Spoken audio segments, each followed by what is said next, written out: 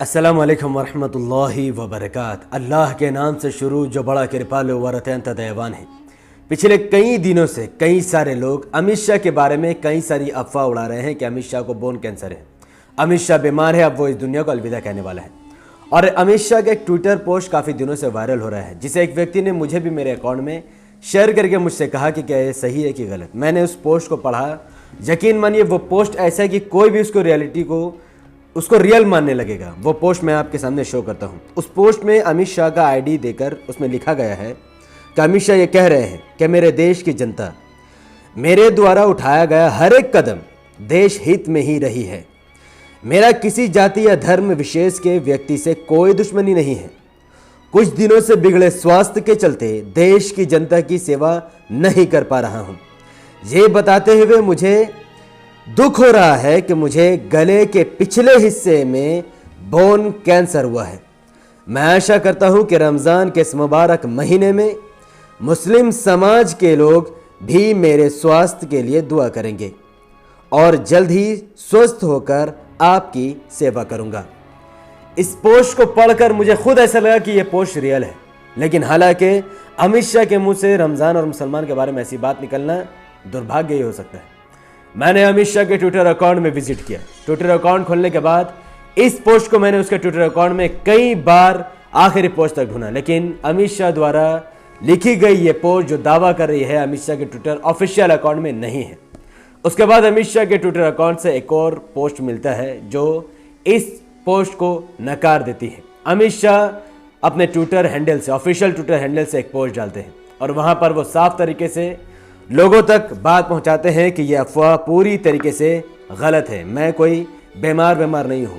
अमित शाह अपनी पोस्ट में लिखते हैं कि पिछले कई दिनों से कुछ मित्रों ने सोशल मीडिया के माध्यम से मेरे स्वास्थ्य के बारे में कई मनगढ़ंत अफवाहें फैलाई हैं। यहां तक कि कई लोगों ने मेरी मृत्यु के लिए भी ट्वीट कर दुआ मांगी है।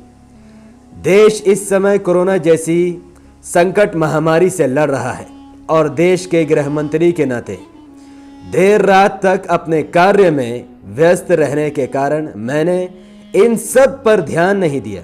अब ये मेरे संज्ञान में है, तो मैंने सोचा कि ये सभी लोग अपनी काल्पनिक सोच का आनंद ले रहे हैं, इसलिए मैंने कोई स्पष्टता नहीं की है। परंतु मेरी पार्टी के लाखों कार्यकर्ताओं और मेरे शुभचिंतकों ने बहुत दुख जाहिर की और काफ़ी दिनों से मुझसे पूछ रहे हैं। उसकी चिंता को मैं नज़रअंदाज नहीं कर सकता, इसलिए मैं आज स्पष्ट करना चाहता हूं कि मैं पूर्ण रूप से स्वस्थ हूं और मुझे कोई बीमारी नहीं है।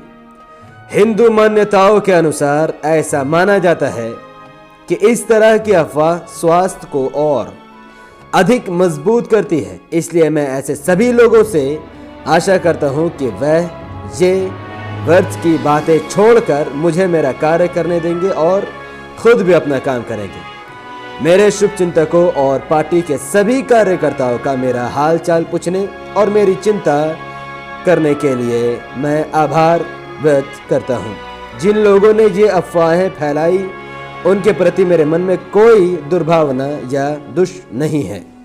आप सभी का शुक्रिया।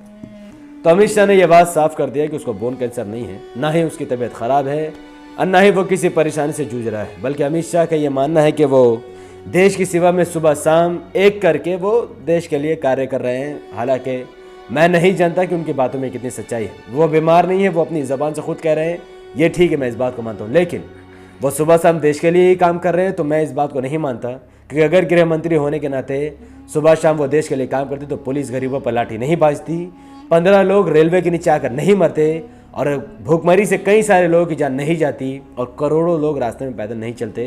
तो गृह मंत्री सोया हुआ है, इसीलिए ये तमाम काम हो रहा है। वीडियो खत्म होने से पहले मैं कुरान की एक आयत पेश कर दूं अफवाह फैलाने वालों के लिए। अल्लाह सुब्हानहू व तआला ने सूरह हुजरात 49 आयत नंबर 6 में फरमाया कि वो लोगों जो ईमान लाए हो, जब कोई फासिक तुम्हें खबर दे, कोई गुनाहगार व्यक्ति जब तुम्हें, कोई घटिया आदमी, कोई झूठा आदमी जब तुम्हें खबर दे, उससे अच्छी तरीके से तहकीक कर लिया करो, सर्च कर लिया करो, रिसर्च कर लिया करो। ऐसा ना हो कि तुम किसी कौम को नुकसान पहुंचा दो। यानी इस आयत का मतलब यह है कि जब भी कोई ऐसा व्यक्ति आपको खबर दी इस पर आपको शक हो, यानी उसका रिकॉर्ड अच्छा ना रहा हो। तो जब भी कोई फासिक आपको खबर दे तो आप उसके अच्छी तरीके से तहकीक कर लो, पूरा पता कर लो कि वो खबर सही है कि गलत है। अल्लाह फरमाता है अगर तुम ऐसा नहीं करोगे तो क्या होगा, किसी कौम को नुकसान कर दोगे, यानी वो अफवाह सुनकर तुम किसी को मार दोगे। इस आयत को अगर सही तरीके से भारत में नाफिज किया जाए, मुसलमानों से लेकर नन मुस्लिमों तक पहुंचा दिया जाए, तो कभी लिंचिंग नहीं होगा, कभी भी किडनैपिंग के नाम पर, बच्चा चोरी के नाम पर किसी की हत्या नहीं की जाएगी, साधु संतों की भी मौत पाल घर में नहीं होती, वो भी अफवाह के बिना पर नहीं। तो अफवाह पर ध्यान मत दीजिए, चाहे वो अमित शाह की न्यूज़ हो, चाहे वो लिंचिंग पर हो, चाहे वो बच्चा चोरी पर हो या किडनी चोरी पर हो। सिर्फ और सिर्फ सही बात पर ही ध्यान दो। बहुत बहुत शुक्रिया। अस्सलाम वालेकुम वरहमतुल्लाहि वबरकातुहू। अल्लाह की सलामती, रहमत बरकत अब तमाम भाई और बहनों पर हो। मैं अल्लाह भी पीस अपॉन अस। मैं एक बात और कह दूं कि अमित शाह ने रमज़ान के मैटर में जो बात आपको बताई है कि मुसलमान मेरे लिए दुआ करेंगे, ये पॉसिबल नहीं है, क्योंकि अमित शाह, नरेंद्र मोदी, पूरी भाजपा कोई ऐसा बयान नहीं दे सकती जिससे हिंदू वोट बैंक नाराज़ हो जाए। और इतनी बड़ी बात कहना है कि रमज़ान का पवित्र महीना और मुसलमान मेरे लिए दुआ करे, उसमें हिंदू का जिक्र तक नहीं है। तो ऐसी बात अमित शाह कभी लिख ही नहीं सकता है, अगर लिखेगा तो भी वो डिलीट कर देगा, वो ऑफिशियल रहने वाला नहीं है। तो इसीलिए जब ऐसा कोई पोस्ट हो जहाँ पर एक बीजेपी कार्यकर्ता खुल के कोई बात कर रहा है, तो आप उसको तहकीक कर उसका ऑफिशियलिटी में जाके देखो।